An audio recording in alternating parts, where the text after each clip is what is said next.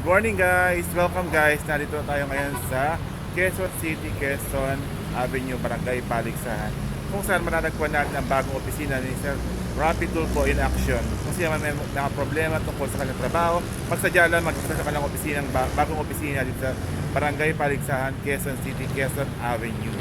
Ito yung kanyang office sa Barangay Paligsahan, Quezon Avenue, Quezon City. Papakita ko ng buhay niya.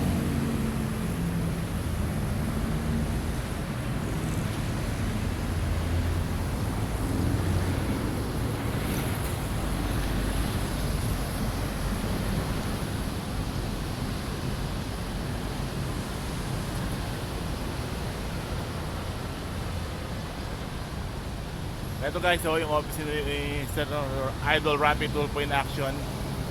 Ang number 3 sa senator natin ngayon. Kung sino naman may mga problema sa kanilang trabaho, magsadya lang sa opisina sa Barangay Paligsahan, Quezon Avenue, Quezon City.